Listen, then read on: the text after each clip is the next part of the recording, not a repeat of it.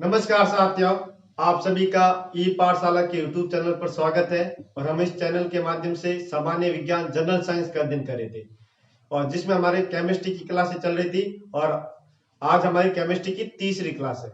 हमने केमिस्ट्री की प्रथम दो क्लासों में पदार्थ की अवस्थाएं और पदार्थ की अवस्थाओं में होने वाले परिवर्तन के बारे में पढ़ा। और आज का जो हमारा टॉपिक है वो होगा परमाणु संरचना। आज का जो हमारा टॉपिक है वो क्या होगा भाई? परमाणु संरचना।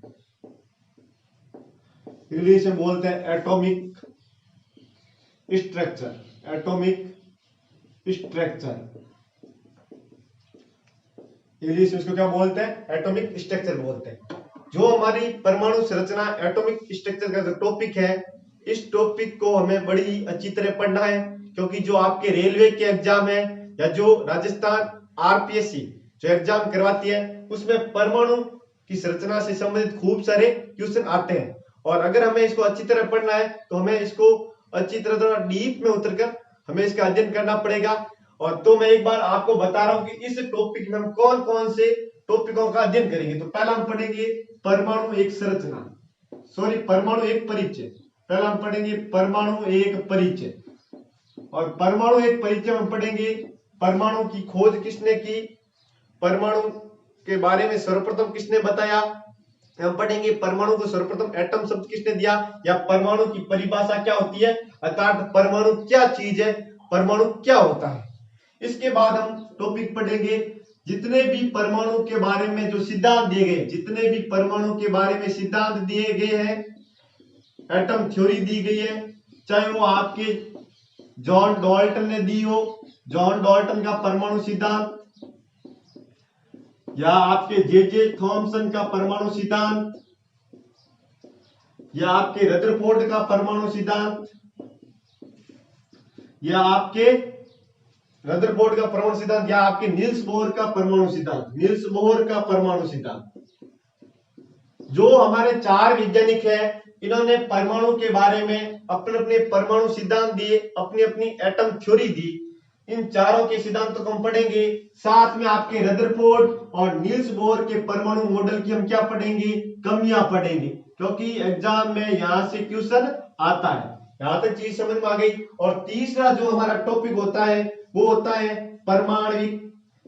परमाणविक कण। जो परमाणु के परमाणविक कण होते हैं, कौन कौन से कण हैं? आपके तीन कण हैं, प्रोटॉन,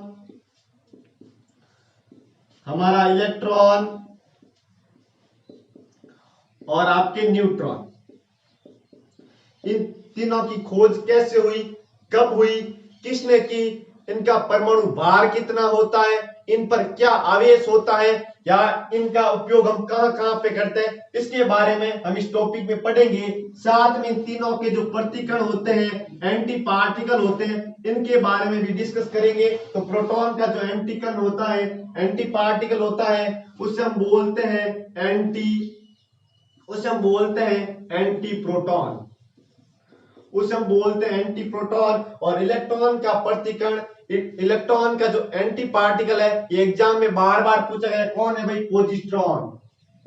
पोजिट्रॉन इलेक्ट्रॉन का क्या है? आपके प्रतिकण है। और इसकी खोज सन 1932 में एंडरसन नामक वैज्ञानिक ने की थी। और आपके न्यूट्रॉन का प्रतिकण है न्यूट्रिनो। क्या भाई? न्यूट्रिनो।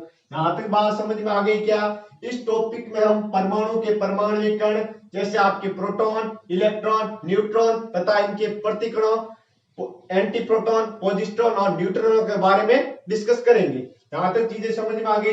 इसके बाद जो हमारा अगला टॉपिक होगा, एक बार आप चाहे जिसको नोट करना चाहे तो नोट कर लीजिए। आगे क्या पढ़ेंगे वो देखते हैं।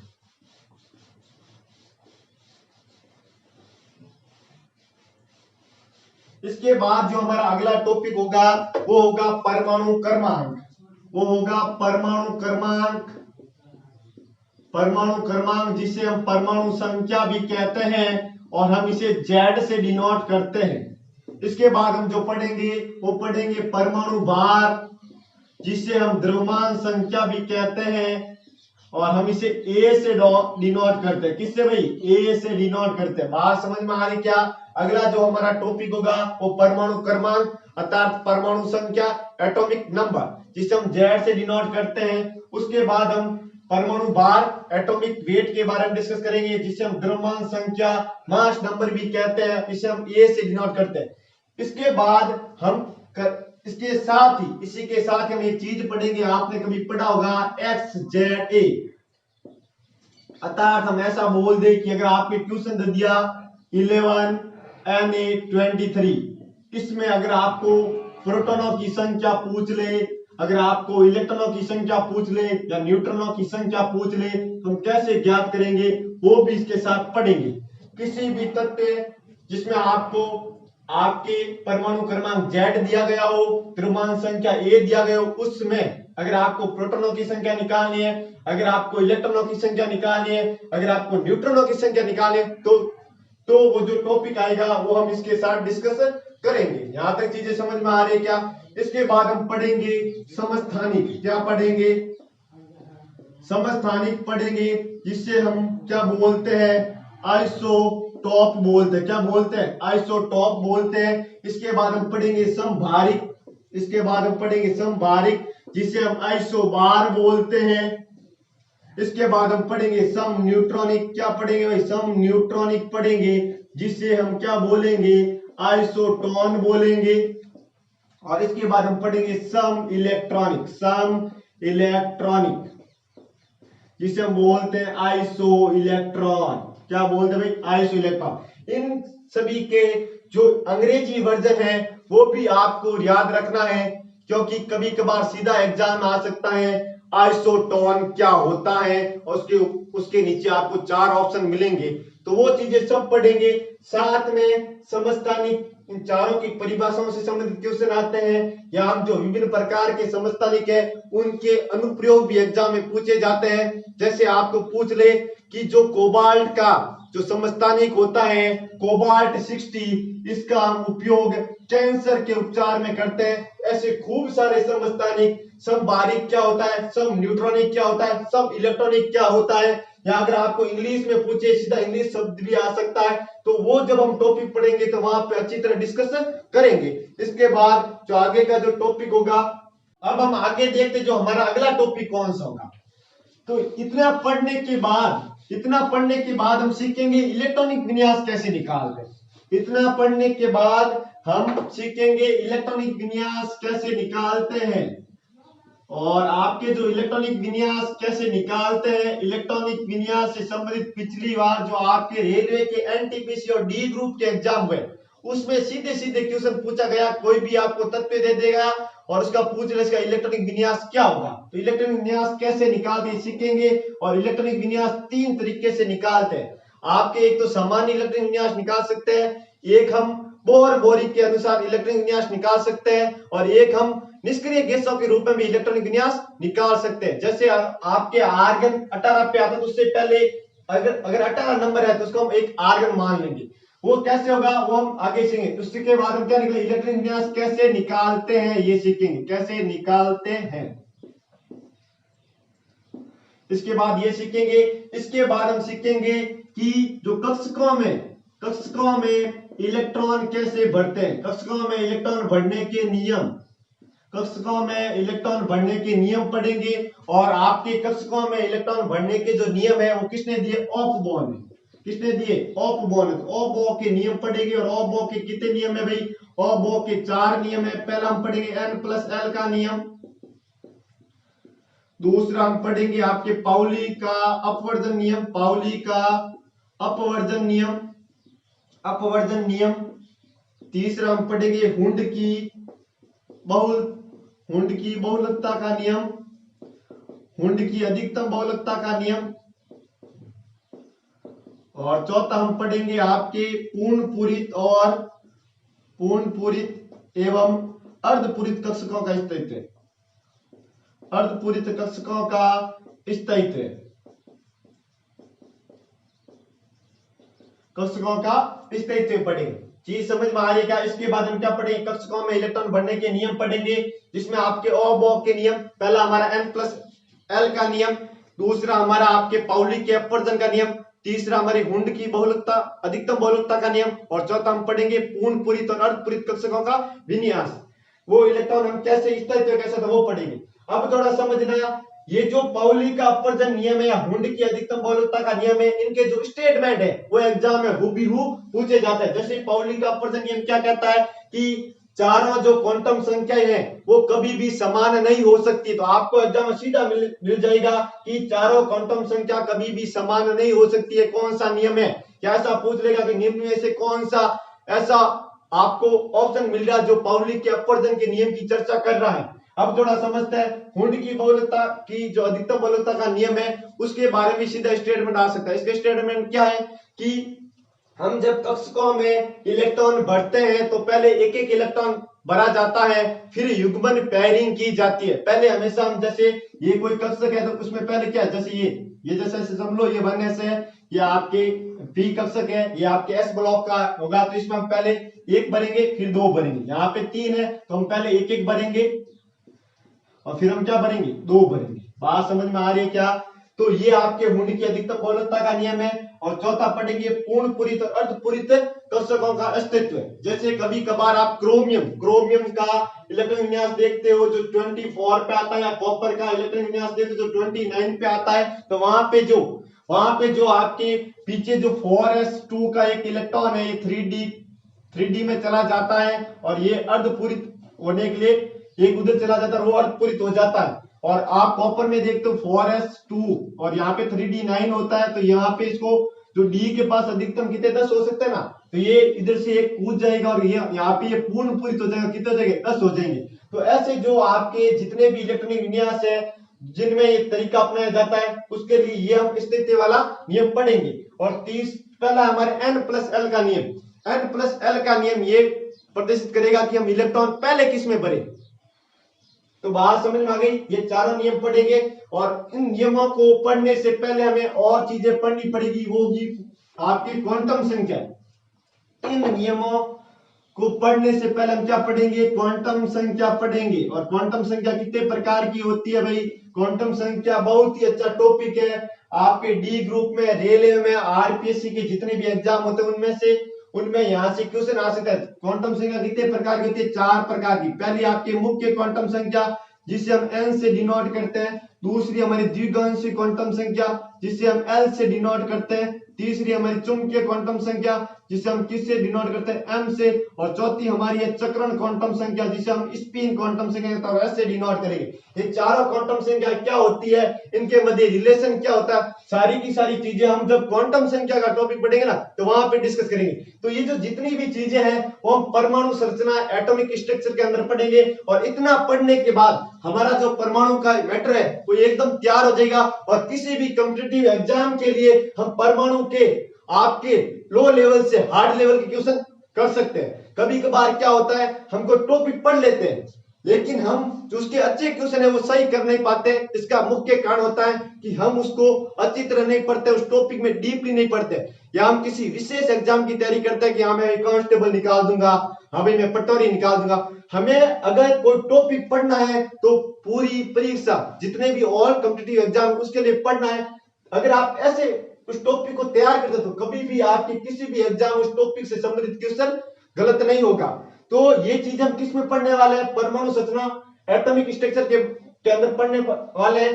तो अब हम अपना जो पहला टॉपिक है परमाणु एक परिचय वो लेने जा रहे हैं।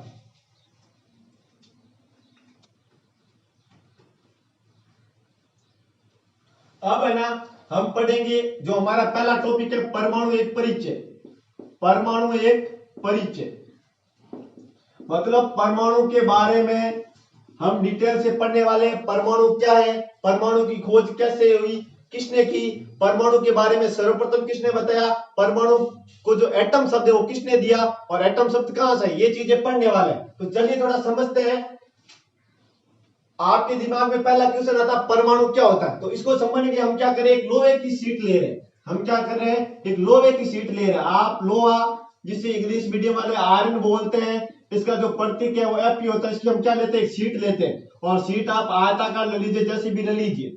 उस शीट को हम क्या कर रहे हैं, बार बार काट रहे हैं, बार बार क्या कर रहे हैं, काट रहे हैं। तो जैसे जैसे हम उस शीट को काटते जाते हैं तो एक ऐसा सूक्ष्म कण आएगा जिसको हम और नहीं काट सकते। चीज समझ में आ रही है क्या? हम अगर उस शीट को बार बार विभाजित करें तो एक ऐसा कण आएगा, किसी टेक्निकल प्रॉब्लम के कारण जो है आपके बीच में लाइट ऑफ होने के कारण ये जो क्लास है वो ऑफ हो गई। अब हम थोड़ा आगे बढ़ते हैं। हमने बात की थी अगर हम किसी लोहे की शीट को बार बार विभाजित करें, उसको बार बार काटे तो एक ऐसा सूक्ष्म कण आएगा जिसको हम और विभाजित नहीं कर सकते। वो कण ही हमारा क्या कहलाएगा, परमाणु कहलाएगा। इसका मतलब ये जो लोहे की शीट है ऐसे बहुत सारे सूक्ष्म कणों से मिलकर बनी है।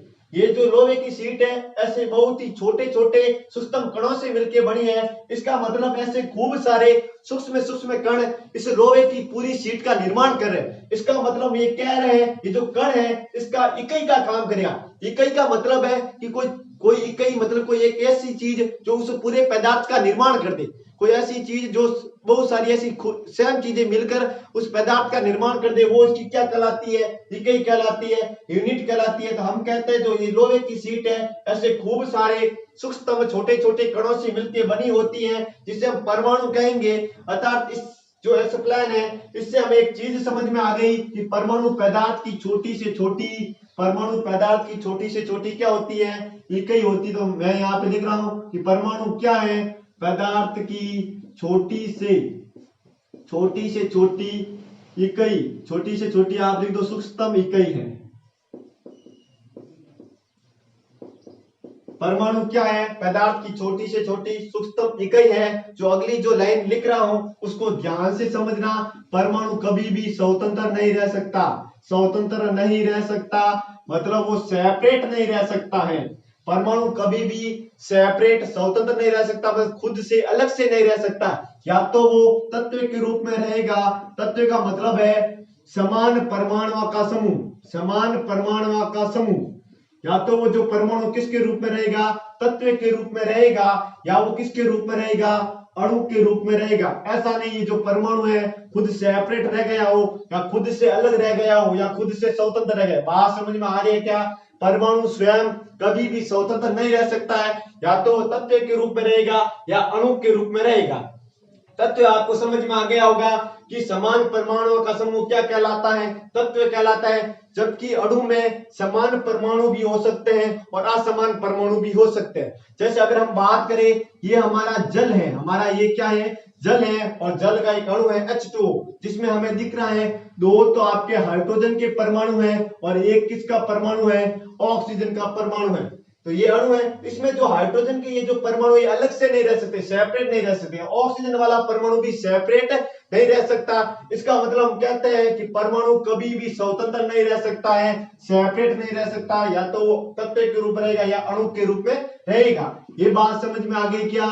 चलिए आगे बढ़ते हैं। तीसरी जो मैं बात लिख रहा हूं, ये बात लिख रहा हूं कि प्रत्येक परमाणु सभी प्रकार की रासायनिक अभिक्रियाओं में, सभी प्रकार की रासायनिक अभिक्रियाओं में केमिकल जो रिएक्शन होती है उसमें वो भाग लेता है, केमिकल रिएक्शन में भाग लेता है। थोड़ी इस बात को समझना, ये जो लाइन क्या बोल रही है कि प्रत्येक परमाणु सभी प्रकार की रासायनिक अभिक्रियाओं में भाग लेता है, थोड़ा समझना। हम ऐसा कर रहे हैं कि एक बर्तन में, एक पात्र में क्या ले रहे हैं, तेजाब ले रहे हैं, और तेजाब को हम रासायनिक रूप से, केमिकल रूप से सांद्र H2SO4 कहते हैं, सांद्र H2SO4 सल्फ्यूरिक अम्ल। अगर आपके तेजाब सांद्र H2SO4 होगा तो वो तेज होगा, अगर तनु होगा तो वो थोड़ा धीमा होगा, और उसमें जल की मात्रा क्या होगी, ज्यादा होगी। अब हम इस तेजाब में क्या कर रहे हैं, एक लोहे की जो रोड है वो डुबो रहे हैं, और हमें पता है इस लोहे की रोड में खूब सारे परमाणु हैं। तो अब थोड़ा समझते हैं। जैसे हमने इसको डुबाया, इसके अंदर जितने भी परमाणु हैं इसने इनके साथ क्या की, रासायनिक अभिक्रिया की। अब मेरी बात समझना, इस रोड के अंदर जितने भी परमाणु हैं सभी परमाणु ने इस रासायनिक अभिक्रिया में भाग लिया। इस परमाणु ने भी भाग लिया, इसने भी भाग लिया, इसने भी भाग लिया, इसने भी भाग लिया। अर्थात कोई भी रासायनिक अभिक्रिया होगी तो उस पदार्थ का प्रत्येक परमाणु उस रासायनिक अभिक्रिया में भाग लेगा। ऐसे नहीं कि इस परमाणु ये परमाणु भाग नहीं लेगा बाकी वाले ले, ऐसा कभी भी नहीं होगा। यदि कोई भी रासायनिक अभिक्रिया हो रही है तो वो जिस पदार्थ के साथ अभिक्रिया कर रहा है उस पदार्थ के सभी परमाणु उस रासायनिक अभिक्रिया में भाग लेंगे। ये चीज समझ में आ गई है। तो हमें परमाणु के बारे में तीन चीजें मिली। पहला हमने बोला कि परमाणु पदार्थ की सबसे छोटी से छोटी सूक्ष्मतम इकाई है। दूसरी हमने बोला परमाणु कभी भी स्वतंत्र सेपरेट नहीं रह सकता। और तीसरा हमने बोला कि प्रत्येक परमाणु आपके सभी प्रकार की रासायनिक अभिक्रिया में भाग लेगा। इन चीजों को पढ़ने के बाद अगर हमें कोई परमाणु की परिभाषा पूछे तो वो परिभाषा क्या होगी मैं बोल रहा हूं और आप नोट कर लीजिए। चलिए मैं परिभाषा बोलता हूं। परमाणु क्या है? पदार्थ की वह छोटी से छोटी सूक्ष्मतम इकाई जो स्वयं स्वतंत्र नहीं रह सकती है परंतु वह सभी प्रकार की रासायनिक अभिक्रियाओं में भाग लेती है। वह क्या कहलाती है? परमाणु कहलाती है। अब बड़ा क्वेश्चन कि परमाणु विभाज्य है अविभाज्य है। जब हम एक क्लास पढ़ेंगे तो आपके पास एक अच्छा शब्द आएगा परमाणु आपके विभाज्य है। अब आप बोलोगे कि हमने तो अविभाज्य पढ़ा, सारा का सारा एक्सप्लेन आपके सामने आ जाएगा। लेकिन अभी प्रारंभ में इन्होंने जो भी परिभाषा दी उसके अनुसार परमाणु क्या था? अविभाज्य था। तो यहां अगर हम बोले तो परमाणु अविभाज्य, लेकिन जो आपके आधुनिक प्रयोग हुए, जो पहले प्रयोग थे 19वीं शताब्दी तक ये माना गया था कि परमाणु अविभाज्य है, हम परमाणु को विभाजित नहीं कर सकते थे। लेकिन आपके प्रोटॉन, इलेक्ट्रॉन, न्यूट्रॉन या उनके जो प्रतिकण होते हैं उनकी खोज के बाद हमें पता चला कि परमाणु के अंदर उसके केंद्र में नाभिक होता है जिसमें धनावेशित प्रोटॉन रहता है और उदासीन आपके क्या रहता है? न्यूट्रॉन रहता है। इलेक्ट्रॉन इसके चारों ओर वर्ताकार पथ पे क्या लगाता है?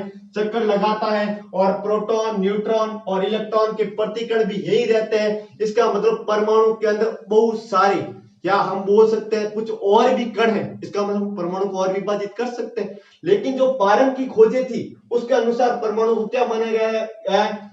अविभाज्य माना गया। लेकिन आधुनिक प्रयोगों के आधार पर यह पता चला कि परमाणु के अंदर बहुत सारे सूक्ष्म कण जैसे आपके प्रोटॉन, इलेक्ट्रॉन, न्यूट्रॉन इनके प्रतिकण रहते हैं, अर्थात परमाणु विभाज्य है। तो अगर आप इस नोट को लिखना चाहिए तो मैं नोट बोल रहा हूं, आप लिख लीजिए।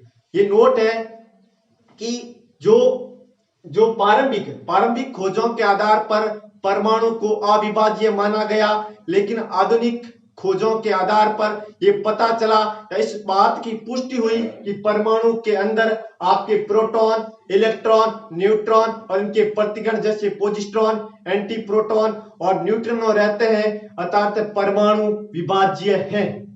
इस नोट को समझ जाए और यहां से कभी कभार क्वेश्चन पूछे तो अभी हम मानेंगे परमाणु क्या है? आपके विभाज्य है। प्रारंभ में यह माना गया था कि परमाणु अविभाज्य, लेकिन अभी हमें ये चीज स्वीकार नहीं करनी है। यहां तक चीजें समझ में आ गई क्या परमाणु के बारे में? तो एक बार आप कोई इसका स्क्रीनशॉट लेना चाहिए तो बिल्कुल आप ले सकते हैं। जो मैंने नोट बोला है उस नोट को अपनी नोटबुक में आराम से लिख देना, क्योंकि वो बड़ा ही काम की चीज है।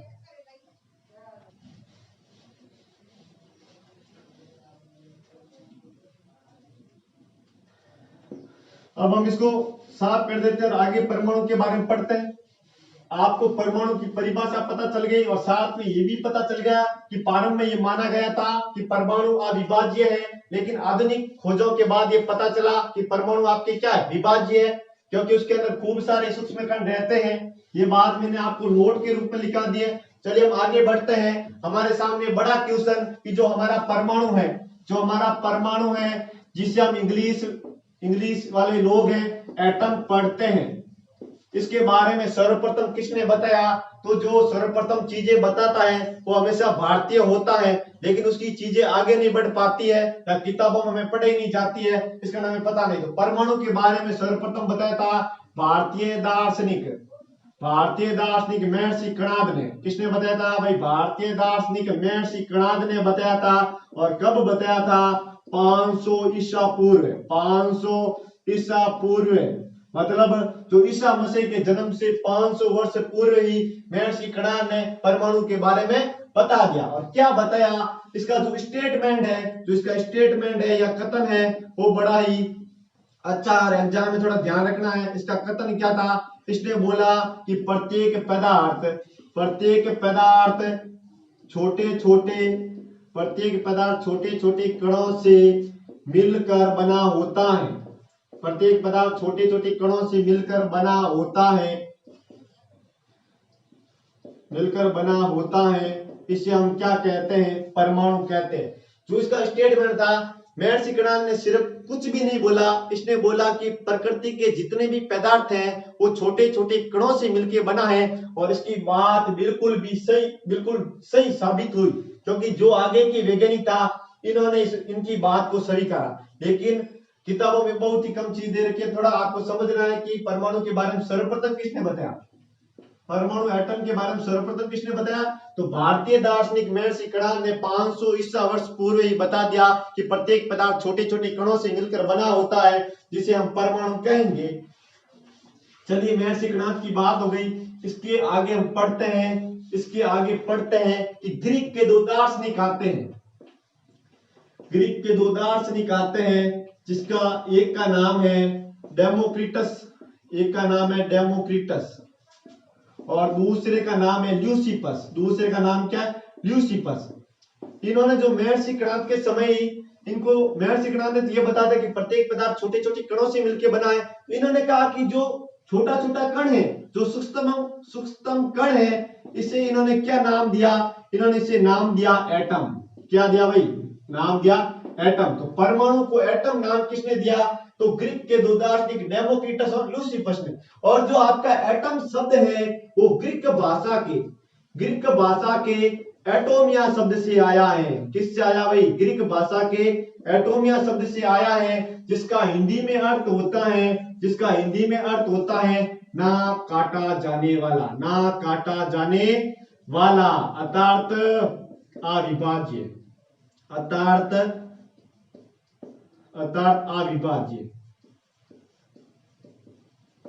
ये जो बात मैं बता रहा हूं, ये किसके बारे में बता रहा हूं कि परमाणु को एटम किसने बोला? ग्रीक के दो दार्शनिक डेमोक्रिटस और ल्यूसिपस ने।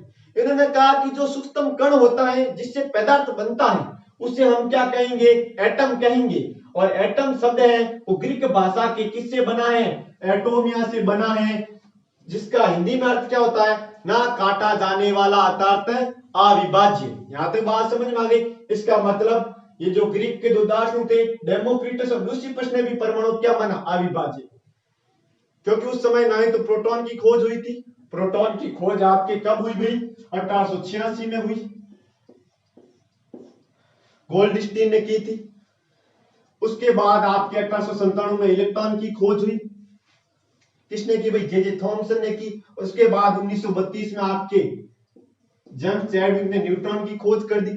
इनकी खोज होने के बाद पता चला कि परमाणु के अंदर कोई नाभिक चीज है, जिसमें आपके प्रोटॉन और न्यूट्रॉन रहता है, इलेक्ट्रॉन उसके चारों ओर चक्कर लगाता। पहले तो इनको पता ही नहीं था कि परमाणु के अंदर और भी चीज है, तो उन्होंने तो क्या माना? उन्होंने तो अविभाज्य ही माना। यहां तक चीज समझ में आ गई? तो ये जो एक तो बड़ा अच्छा क्वेश्चन है कि एटम शब्द कहां से आया है, तो ग्रीक भाषा के एटोमिया से आया। या आपको पूछ रही कि परमाणु को सर्वप्रथम एटम किसने बोला भाई? हमारे ग्रीक के दो दार्शनिक डेमोक्रिटस और ल्यूसिपस ने। तो एक बार अगर आप स्क्रीनशॉट ले तो हम आगे बढ़ते हैं।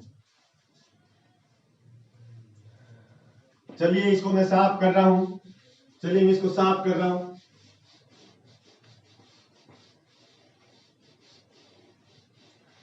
अब हमारे सामने क्वेश्चन आता है कि परमाणु के बारे में सर्वप्रथम महर्षि कणाद ने बता दिया, लेकिन पूरी चीजें नहीं बताई, सिर्फ एक स्टेटमेंट दिया। फिर हमें पता चला कि परमाणु को एटम कहते हैं, ये भी ग्रीक के दो दार्शनिक डेमोक्रिटस और ल्यूसिपस ने बता दिया। लेकिन अगर आपको क्वेश्चन पूछ ले कि परमाणु की खोज किसने की? परमाणु एटम की खोज, डिस्कवरी किसने की? हम बोलते हैं कि परमाणु की जो खोज है, परमाणु की खोज किसने की? जॉन। तो थोड़ी प्रॉब्लम आ रही, चलिए हम आगे बढ़ते हैं। हम बात करें कि परमाणु एटम की खोज किसने की। हम बोलते हैं कि जो परमाणु एटम की खोज का जो श्रेय है, मतलब उसका खोज का जो क्रेडिट है, वो किसको दिया जाता है? वो दिया जाता है जॉन डाल्टन को। किसको दिया जाता है? जॉन डाल्टन को दिया जाता है। और जॉन डाल्टन ने परमाणु की खोज कब की भाई? परमाणु खोज सन 1808 में की। बात समझ में आ रही है क्या? परमाणु की खोज का श्रेय किसको दिया जाता है? जॉन डाल्टन को दिया जाता है और उसने परमाणु खोज कब की? 1808 में की। और कैसे की? इसने अपना क्या दिया? परमाणु सिद्धांत दिया। क्या दिया भाई? परमाणु सिद्धांत दिया। और परमाणु सिद्धांत की जो सारी की सारी बातें हैं वो बिल्कुल परमाणु के बारे में सही पुष्टि करती है, आज भी करती है। बात समझ में आ गई क्या? परमाणु की खोज का श्रेय जॉन डाल्टन को दिया जाता है क्योंकि सन 1818 में इसने अपना परमाणु सिद्धांत दिया। और अब अच्छा क्वेश्चन है कि जॉन डाल्टन का परमाणु सिद्धांत इसने अपनी एक पुस्तक में लिखा, उस पुस्तक का नाम क्या है? तो उस बुक या पुस्तक का नाम है ए न्यू सिस्टम। लिखो, a new system of chemical philosophy.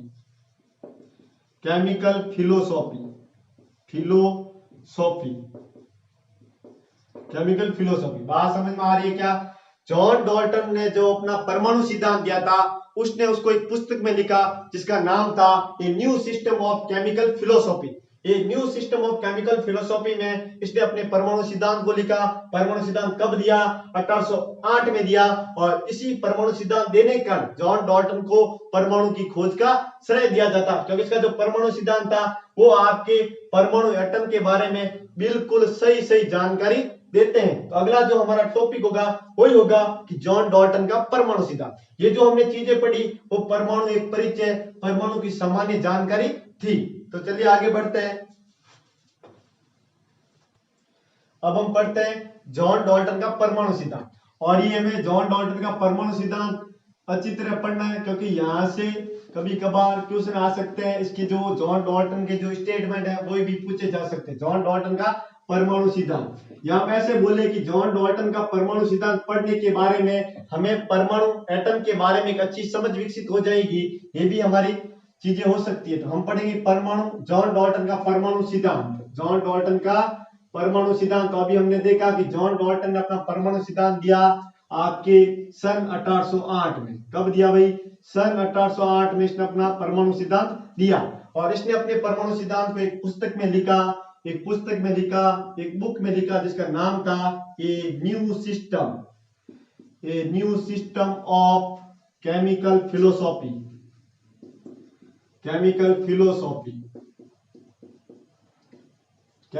Philosophy. इस पुस्तक में इसने अपने परमाणु सिद्धांत को लिखा। अब चलिए आगे बढ़ते, इसका परमाणु सिद्धांत है क्या थोड़ा समझते। ये चीजें तो मैंने पहले बात कर ली, फिर भी मैंने सोचा एक बार वापस बता देते हैं। चलिए आगे बढ़ते हैं कि जो जॉन डाल्टन का परमाणु सिद्धांत है वो 3 नियमों पर आधारित था। एक तो हमारे द्रव्यमान संरक्षण,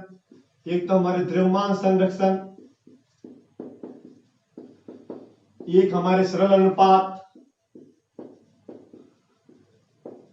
एवं तीसरा रासायनिक संयोजन के नियमों पर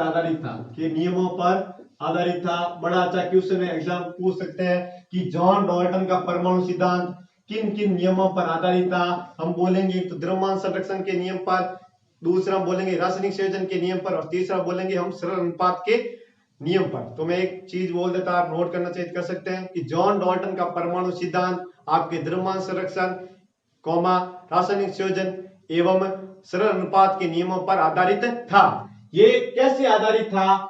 जब हम इसके स्टेटमेंट पढ़ेंगे तो वहां पे ये चीजें मैं अपना प्रूव करके बताऊंगी। द्रव्यमान संरक्षण के नियम पर कैसे आधारित था, रासायनिक संयोजन के नियम पर कैसे आधारित था, सरल अनुपात के नियम पर कैसे आधारित था। जब हम इसके स्टेटमेंट पढ़ेंगे, कथन पढ़ेंगे तो हमें चीजें समझ में आ जाएगी। चलिए हम आगे बढ़ते हैं और हम इसके पढ़ते हैं स्टेटमेंट। क्या पढ़ते हैं भाई? स्टेटमेंट, कथन पढ़ते हैं।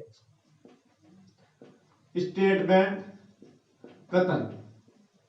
तो पहली बात इसने क्या बोली? पहली बात बोली कि प्रत्येक पदार्थ है वो छोटे छोटे कणों से मिलकर बना होता है। छोटे छोटे कणों से मिलकर बना होता है। इसमें कौन सी बड़ी बात है? ये तो हमने हमारे जो भारतीय दार्शनिक थे महर्षि कणाद ने भी बोल दी, कोई कॉपी। दूसरा उसने बोला परमाणु अविभाज्य है, मतलब परमाणु को हम विभाजित नहीं कर सकते। ये बात सन 1808 की है, 19वीं सदी के बाद नहीं। जब इसने ये बात बोली परमाणु अविभाज्य, तब वहां पे ना ही तो प्रोटॉन की खोज हो चुकी थी, ना ही इलेक्ट्रॉन और ना ही न्यूट्रॉन, किसी की भी खोज नहीं हुई थी। इसको तो पता ही नहीं था, इसने तो बोल दिया परमाणु क्या अविभाज्य। तो वहां पे यही माना गया परमाणु क्या अविभाज्य। यहाँ पे सिस्टम समझ में आ रहा क्या। और तीसरी जो बात बोली, इस पे स्टार लगा तो इसको समझ जाना। इसने क्या बोला, इसने बोला कि एक ही तत्व के सभी परमाणु, एक ही तत्व के सभी परमाणु भार, आकार एवं रासायनिक गुणों में क्या होंगे, समान होंगे। एक ही तत्व के सभी परमाणु आपके भार, आकार, रासायनिक गुणों में क्या होंगे, समान होंगे। ये इसकी बात थी। और इस बात को थोड़ा समझते हैं। ये बात ये कह रहा, जैसे हम एक तत्व ले रहे हैं, जैसे हमने ले लिया लोहा, हमने क्या ले लिया, लोहा ले लिया, और हम बोलते हैं कि लोहे के अंदर खूब सारे क्या है, परमाणु। तो लोहा एक ही तत्व आ गया। इससे एक ही तत्व के सभी परमाणु, इसके जितने भी परमाणु हैं, इनका आकार समान होगा, इनका भार समान होगा, और इनके जो रासायनिक गुण है, केमिकल प्रॉपर्टीज है, वो भी क्या होगी, समान होगी। ये बात ये बोल रहा है। अगर हम कोई भी पदार्थ ले, जैसे हम लोहा ले, तो लोहे के सभी परमाणुओं का आकार समान होगा, साइज इक्वल होगी, उनका भार वेट समान होगा, और उनके रासायनिक गुण, केमिकल जो प्रॉपर्टीज है, वो भी क्या होंगे, समान होंगे। यहां तक बात समझ में आ गई। चाहे आप एल्यूमिनियम ले लो, तो एल्यूमिनियम की अगर आप शीट लेते हो, तो उसके जितने भी परमाणु हैं, उन सबका क्या होगा, आकार, भार, रासायनिक गुण क्या होंगे, समान होंगे।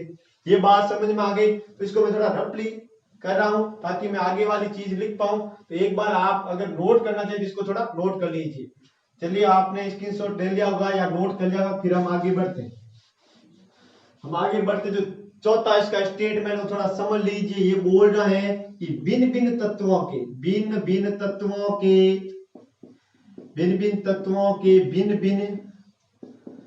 भिन्न परमाणु आपके आकार, भार एवं रासायनिक गुणों में क्या होंगे, भिन्न भिन्न होंगे। रासायनिक गुणों में भिन्न भिन्न होंगे, या बोल दे असमान होंगे। इसकी चौथी बात थी, थोड़ा समझना। अगर हम एक लोहे की शीट ले ले, और अगर हम एक एल्यूमिनियम की शीट ले ले, ये मैंने लोहे Fe आयरन की, और एक हमने एल्यूमिनियम Al की शीट ले ली। अब मेरे को बताओ, तत्व अलग अलग है कि नहीं है। अगर मैं इसके एक परमाणु की बात और इसके एक परमाणु की बात करूं, ये बोला भिन्न भिन्न तत्वों के भिन्न भिन्न परमाणु होने चाहिए। भिन्न भिन्न तत्वों के भिन्न भिन्न परमाणुओं के, मैंने इसका लोहे का एक परमाणु लिया, एक आयरन का परमाणु लिया, तो इन दोनों परमाणुओं के आकार, इन दोनों का आकार भिन्न भिन्न होगा, इन दोनों का भार क्या होगा, भिन्न भिन्न होगा, और इनके रासायनिक गुण भी क्या होंगे, रासायनिक गुण भी क्या होंगे, भिन्न भिन्न असमान होंगे। बात समझ में आ रही क्या। अगर मैं दो शीट उठा लूं, एक मैं लोहे की उठा लूं और एक मैं आपके एल्यूमिनियम की उठा लूं, अगर मैं एक लोहे का परमाणु लूं और एक मैं एल्यूमिनियम का परमाणु, फिर उनमें मैं अगर समानता दर्शाऊं या पूरा देखे, तो हमें पता चलेगा कि उन दोनों परमाणुओं का आकार भिन्न भिन्न होगा, उनका भार भिन्न भिन्न होगा, या उनके रासायनिक गुण भी क्या होंगे, भिन्न भिन्न होंगे। अर्थात एक का आकार छोटा होगा, दूसरे हो सकता है बड़ा हो सकता है, एक हल्का हो दूसरा भारी हो सकता है। हम बोले कि एक किसी के साथ रासायनिक अभिक्रिया करके अलग रिजल्ट देता, दूसरा अलग रिजल्ट देगा। अब मेरे को एक क्वेश्चन बताओ, पहली हमारी लाइन है, इसके अनुसार क्या था, इसके सभी परमाणुओं की क्या भार क्या है, समान है, आकार समान है, रासायनिक गुण भी समान है। इसके भी एक ही, एल्यूमिनियम की खुद की बात करें, इसके भी क्या होंगे, समान होंगे, लेकिन इन दोनों के क्या होंगे, भिन्न भिन्न। तो एक ही एग्जाम्पल समझ सकते हैं, इनके जितने भी परमाणु हैं, उनके आकार, भार, रासायनिक गुण समान होंगे।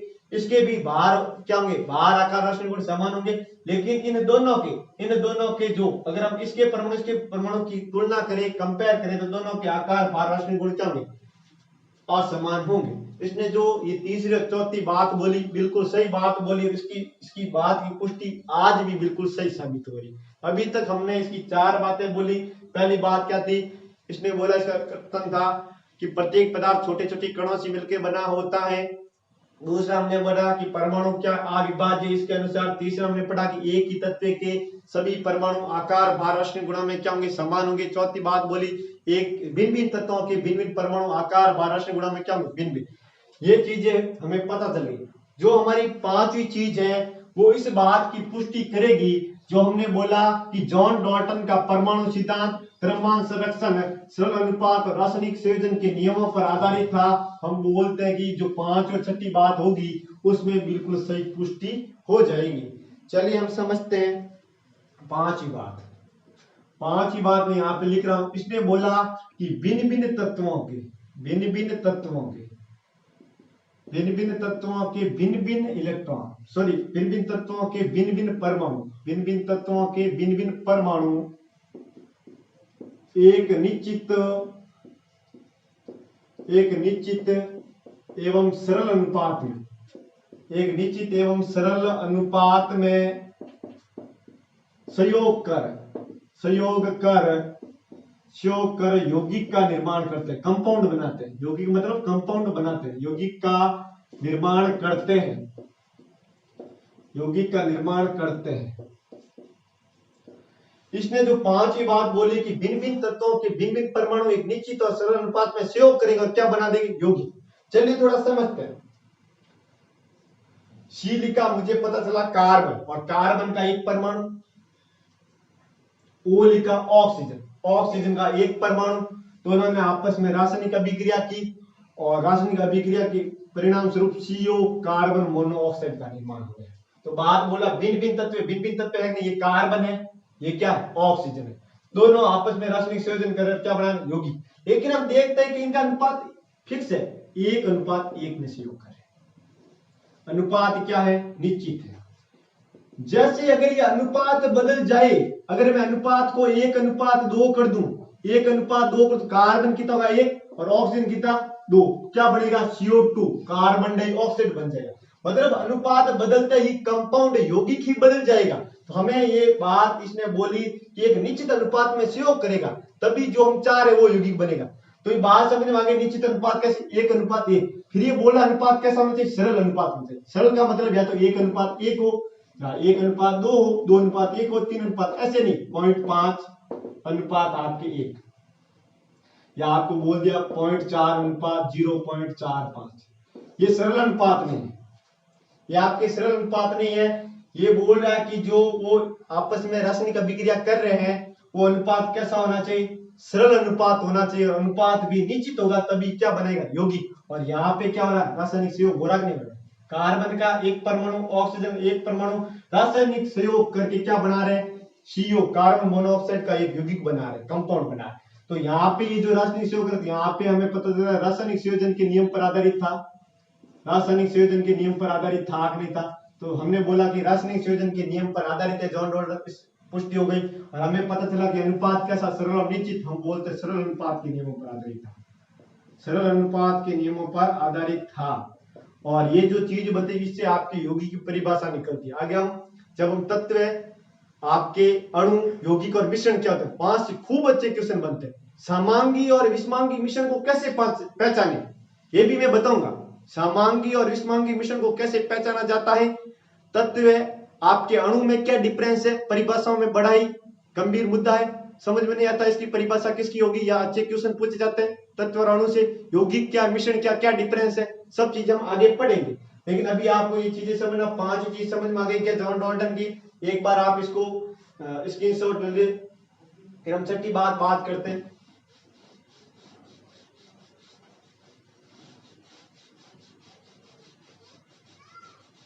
छठी बात हम बात कर रहे हैं, छठी बात हमारी क्या है,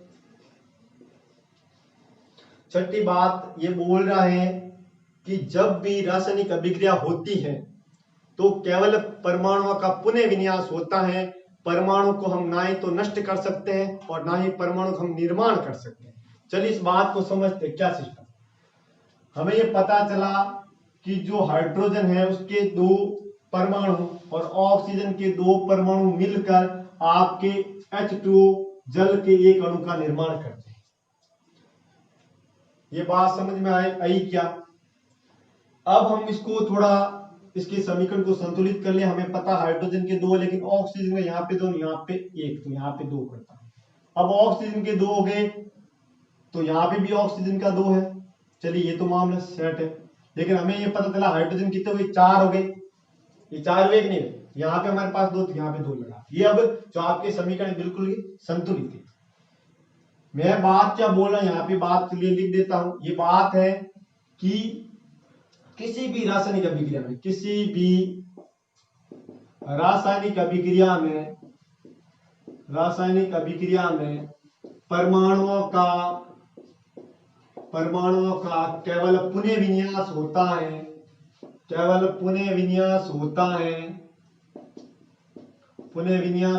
है, अर्थात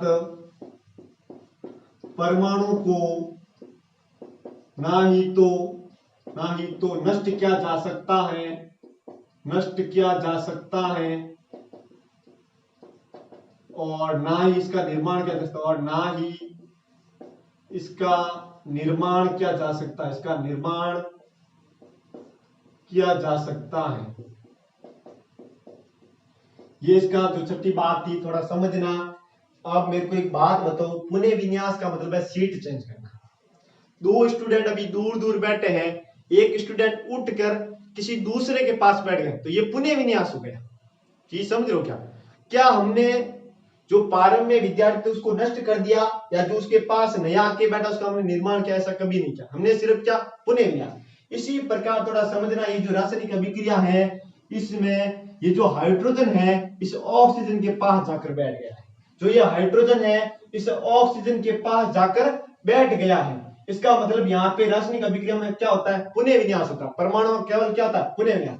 हमने इस हाइड्रोजन को नष्ट नहीं किया है, हमने इस हाइड्रोजन को क्या किया, इसके हाइड्रोजन के जितने भी परमाणु उसको ना ही तो नष्ट किया है और ऐसे नहीं यहाँ पे मैंने निर्माण कर दिया। अब आप ऐसे नहीं, ये जो हाइड्रोजन के परमाणु है ना ये नष्ट नहीं हुए, ये उस ऑक्सीजन के पास जाकर बैठ गए, जिससे हमें क्या, जल का कंपाउंड बन गया। और ये ऐसे भी नहीं कि हमने जल के अणु में हाइड्रोजन का निर्माण कर दिया, हमने निर्माण नहीं किया, वो पहले वाला है जो इसके पास आके बैठ गया। इसका मतलब हम कहते हैं कि किसी भी रासायनिक अभिक्रियाओं में परमाणुओं का केवल पुनः विन्यास होता है, परमाणु को ना ही तो नष्ट कर सकते और ना ही निर्माण कर सकते। इसका मतलब ये बात बोल रहा है, अगर ये बात बोल रहा है तो इससे हमें ये पता चल रहा है, अर्थात अभिकारकों और उत्पादों का कुल द्रव्यमान क्या रहना चाहिए, समान। हमें पता तीर के निशान के जो ये आपके तीर के निशान के जो दाई और के जो लेफ्ट है, सॉरी बाई और के लेफ्ट वाली चीज है वो क्या है, वो आपके अभिकारक है, जिसे हम क्रियाकारक भी कहते हैं। अभिकारक है, क्रियाकारक है। और तीर के निशान के जो राइट दाई और वाले वो क्या कहलाएंगे, उत्पाद कहलाएंगे, प्रोडक्ट कहलाएंगे, रिएक्टेंट और प्रोडक्ट। तो अर्थात परमाणु को ना ही तो हमने नष्ट किया और ना ही उसका निर्माण किया। इसका मतलब जो अभिक्रिया में जो पहले परमाणु भाग ले रहे थे उनका द्रव्यमान और जो हमें रिजल्ट मिला उसमें परमाणुओं की जो संख्या वो क्या होनी चाहिए, समान होनी चाहिए। अर्थात अभिकारकों और उत्पादों का द्रव्यमान क्या रहना चाहिए, समान रहना चाहिए। चलिए देख लेते हैं थोड़ा समान है कि नहीं है। हमें पता है हाइड्रोजन का परमाणु क्रमांक, सॉरी परमाणु भार कितना, हाइड्रोजन का परमाणु भार कितना, 1, और यहाँ पे हाइड्रोजन कितने, 2।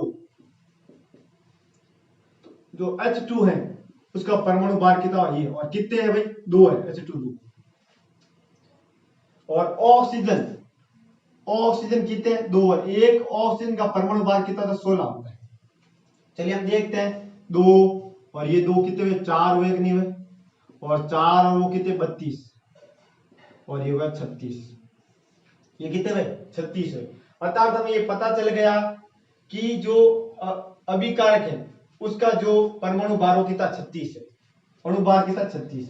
अब हम इसका भी निकाल देते। चलिए हम ऐसे करते हैं, जल का अणुभार निकाल लेते हैं। जल एक अणु है तो उसका अणुभार निकाल लेते हैं और उसको 2 से गुणा कर दे, क्योंकि जल के यहाँ पे कितना अणु, 2 अणु। तो हमें जल का अणुभार निकालना, हमें पता है 2 हाइड्रोजन के परमाणु है और एक हाइड्रोजन के परमाणु का परमाणु भार कितना, 1, और ऑक्सीजन कितना, 16। 2 + 16 कितने हुए भाई, 18 हो गए। ये तो एक का आया भाई, हमारे पास एक जल के अणु का आपके अणुभार कितना, 18, हमारे पास कितना, 2, तो 2 × 18 कितना, 36। बराबर हो रहा कि नहीं हो रहा। इसका मतलब ये किसके नियम पर आधारित है, द्रव्यमान संरक्षण के नियम पर आधारित है। भाई द्रव्यमान संरक्षण का नियम तो यही कहता ना कि अभिकारक और उत्पादों का कुल द्रव्यमान क्या रहेगा, समान। द्रव्यमान को ना ही तो नष्ट किया जा सकता ना ही इसका विनाश किया जा सकता है। तो ये है ना, तो द्रव्यमान संरक्षण के नियम पर आधारित है जॉन डॉल्टन। द्रव्यमान संरक्षण किसने दिया भाई, आपके 1789 में किसने दिया, आंतोन लेवोसियर ने दिया।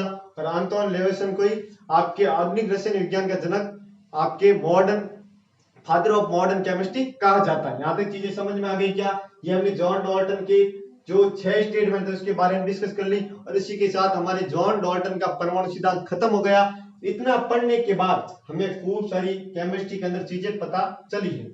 चलिए ये आप एक बार आप नोट कर ले, स्क्रीनशॉट ले ले।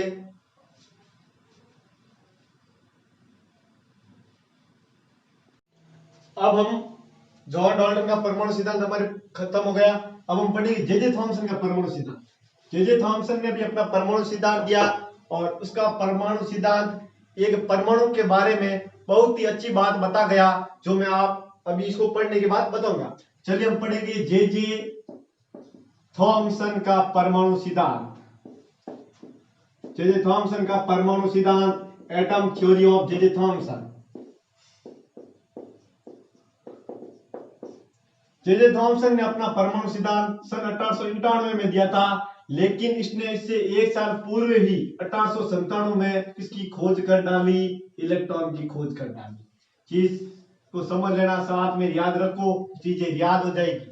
अगर हम चीजें साथ में याद रखते हैं चीजें याद हो जाती है। जे थॉमसन का परमाणु सिद्धांत 1891 में दिया गया, और इसने उससे एक साल पहले सन 1897 में इलेक्ट्रॉन की खोज कर डाली। अब थोड़ा समझते आगे कि जे थॉमसन का परमाणु सिद्धांत क्या था, थोड़ा समझते हैं। जे थॉमसन के अनुसार परमाणु 10 की पावर -10 मीटर का, परमाणु 10 की पावर -10 मीटर का धनावेशित गोला है। मैं इसके सिद्धांत की बात कर रहा हूं, जो सिद्धांत की लैंग्वेज वो धनावेशित गोला है।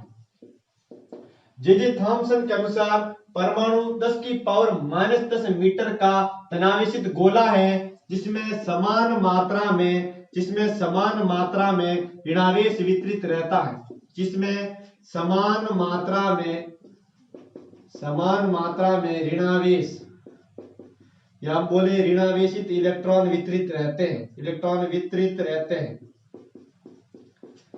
ये इसका स्टेटमेंट है, यही इसका परमाणु सिद्धांत है कि जे थॉमसन के अनुसार परमाणु 10 की पावर -10 मीटर का धनावेशित गोला है, जिसमें समान मात्रा में ऋणावेशित इलेक्ट्रॉन वितरित रहते हैं। इसका मतलब जितना इसमें धनावेश होगा उतना ही क्या होगा, ऋणावेश होगा। इसके अनुसार परमाणु में जितना धनावेश है उतना ही क्या है, ऋणावेश है। तो अगर धनावेश और ऋणावेश की मात्रा समान है तो वो एक दूसरे से कैंसिल हो जाएगी, अर्थात हम कहते हैं परमाणु विद्युत रूप से उदासीन है। बात समझ में आ रही है क्या? परमाणु के अंदर जितना धनावेश है उतना ही समान मात्रा में क्या है, ऋणावेश है। और धनावेश और ऋणावेश एक दूसरे से क्या हो जाएंगे, कैंसिल, क्योंकि मात्रा में क्या है, समान। अर्थात हम कहते हैं कि परमाणु क्या है, परमाणु आपके विद्युत रूप से कैसा है, विद्युत रूप से कैसा है, उदासीन है। तो ये जो चीज है कि परमाणु विद्युत रूप से उदासीन है, सर्वप्रथम किसने बताई, जे थॉमसन ने बताई। कब बताई, 1891 में। यहां से एक अच्छा क्वेश्चन है कि परमाणु में आवेश वितरण के बारे में सबसे पहले किसने बताया। आवेश वितरण मतलब धनावेश कितना होगा, ऋणावेश कितना होगा। आवेश के वितरण को सर्वप्रथम किसने बताया, जे थॉमसन ने बताया। इससे पहले जितने भी वैज्ञानिक आए, जैसे आपके जे थॉमसन ने परमाणु की खोज कर दी, लेकिन उसने ये बात नहीं बताई कि जितना धनावेश होगा उतना ही ऋणावेश होगा। मतलब उसने आवेश वितरण के बारे में बात नहीं की। आवेश वितरण के बारे में बात करने वाला कौन सा व्यक्ति था, जे थॉमसन था। तो ये बड़ा ही अच्छा क्वेश्चन बन सकता है कि परमाणु में सर्वप्रथम आवेश वितरण के बारे में किसने बताया, या ऐसा पूछ सकता है कि परमाणु विद्युत रूप से उदासीन है, ये सर्वप्रथम किसने बताया।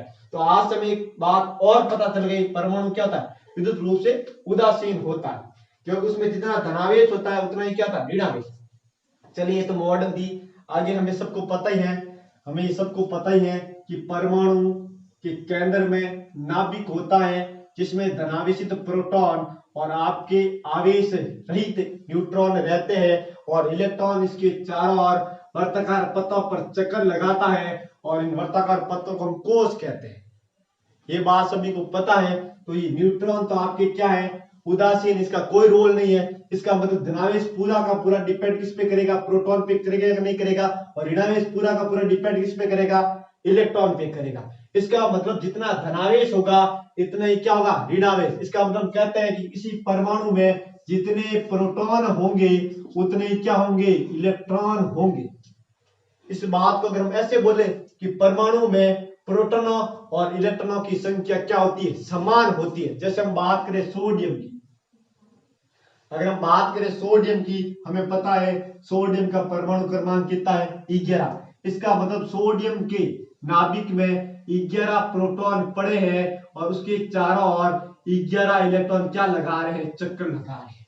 क्योंकि हमें पता है परमाणु विद्युत रूप से उदासीन है, अर्थात उसके अंदर जितना धनावेश होगा उतना ही क्या होगा, ऋणावेश। और धनावेश तो हमेशा प्रोटॉन पे डिपेंड करेगा और ऋणावेश किस पे करेगा, इलेक्ट्रॉन पे। क्योंकि हमारा जो न्यूट्रॉन है वो तो उदासीन है। न्यूट्रॉन की खोज किसने की भाई, जेम्स चैडविक ने सन 1932 में कर डाली। चलिए ये चीज समझ में आ गई तो ये आप नोट कर लीजिए। अगर आपको ये जे थॉमसन का परमाणु सिद्धांत नोट करना, मैं एक बार बोल देता हूं क्या है। जे थॉमसन ने बताया कि परमाणु 10 की पावर -10 मीटर का धनावेशित गोला है जिसमें समान मात्रा में ऋणावेशित भाग वितरित रहता है।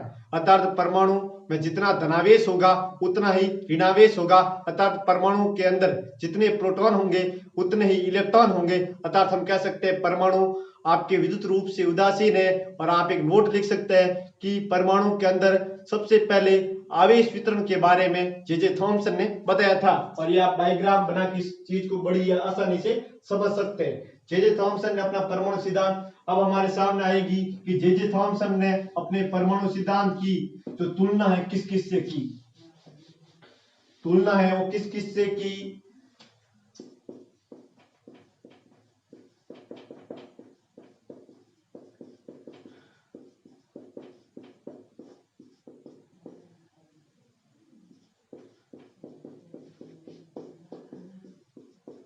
तुलना किस किस से थी, तो इसने खुद ने नहीं की भाई, हमने की है। तो एक तो की तरबूज से, इसने की वो मैं बता दूंगा। तरबूज से की, तरबूज में जो लाल वाला भाग है, तरबूज में जितना भी लाल वाला भाग है वो आपको किसको बताएगा, वो आपको धनावेशित भाग को बताएगा। वो किसको बताएगा, धनावेशित भाग को बताएगा। तरबूज में जितना भी लाल वाला भाग है, लाल भाग है वो किसको बताएगा, धनावेशित भाग को बताएगा। और तरबूज के अंदर जो बीज धसे हुए वो किसको बताएगा, आपके इलेक्ट्रॉन को। बीज किसको बताएगा, इलेक्ट्रॉन को। तो बात समझ में आ गई क्या। जे थॉमसन ने अपने परमाणु मॉडल की जो तुलना है वो तरबूज से की। तरबूज में लाल वाला भाग धनावेशित भाग को बताएगा और जो आपके बीज होते हैं वो आपको ऐसे बताएगा कि इसमें ऋणावेशित इलेक्ट्रॉन धसे हुए हैं। इसके बाद इसने खोज की बूंदी के लड्डू से, बूंदी के लड्डू से भी मतलब इसकी तुलना की। बूंदी के लड्डू, बूंदी का लड्डू आपने देखे होगा, जिसे हम मारवाड़ी में क्या बोलते हैं, मुक्ति उक्ति बोलते हैं इसको कुछ, उसी को हम हिंदी में बूंदी बोलते हैं।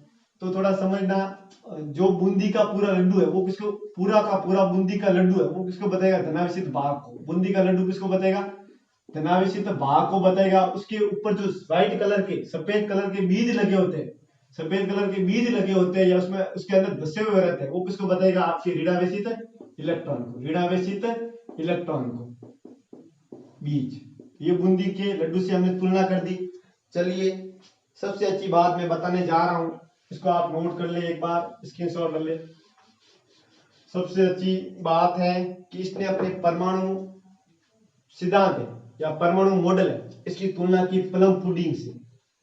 प्लम पुडिंग से, प्लम पुडिंग क्या है, हम बोलते हैं प्लम पुडिंग एक प्रकार की मिठाई है।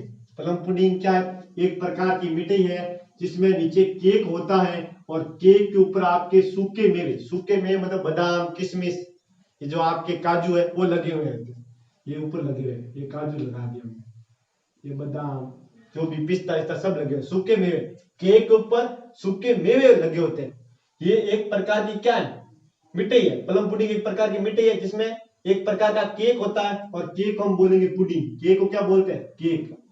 पुडिंग, पुडिंग क्या, एक प्रकार का केक है। और ऊपर जो सूखे मेवे है, सूखे मेवे, इसको हम बोलते हैं प्लम। प्लम मतलब बीज होता है, प्लम। तो यहाँ पे बात समझ में आ गई क्या? इसने अपने परमाणु मॉडल की तुलना किससे की? प्लम पुडिंग से।